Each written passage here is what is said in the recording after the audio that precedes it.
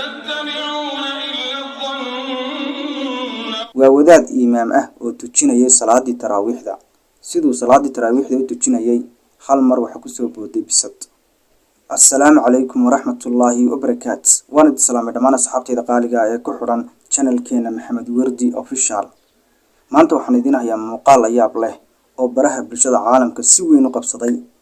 waa wadaad imaam oo tujinayay salaadii taraawiixda sidoo salaadii taraawiixda u tujinayay hal mar waxa ku soo booday bisad. kadibna wuu qabtay oo wuu salaaxay subxaanallah. haddaba bisadii garabka ayay ku istaagtay sidii wax dhunkanayo kale ayay afka saartay. kadibna si yar oo tartiib ah ayay wadaadkii uga daadegtay. runtii dadku way ku amaaneen sida wanaagsan ee wadaadku ula dhaqmay bisada. isagoo salaadii tujinaya ayuu haddana bisadii si wanaagsan ula dhaqmayay oo uu salaaxay. haddaba runtii dadku aad ayay ula dhaceen wadaadkana aad bay u amaaneen. haddaba muuqaalkan ayaa noqday muuqaal saameyn weyn ku yeeshay baraha bulshada. haddaba asxaabtayda qaaliga muuqaalka waa kane bal ila daawada.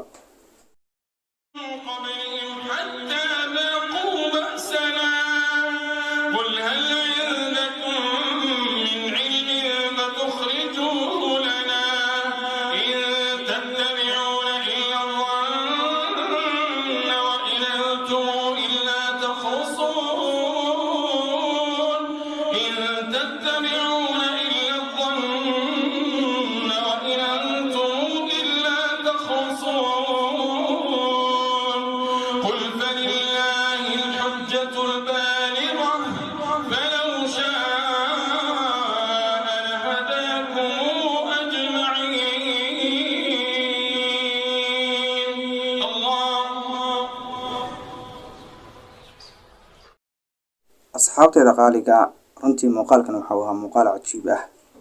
bisadu waxay ahayd bisad mucjiso ah. wadaadka si yar oo tartiib ah ayay u soo fuushay. markii ay garabkiisa fuushayna kadib si yar oo tartiib ah ayay u daadegtay. runtii muuqaalkan waxa uu ahaa muuqaal saameyn weyn ku yeeshay baraha bulshada.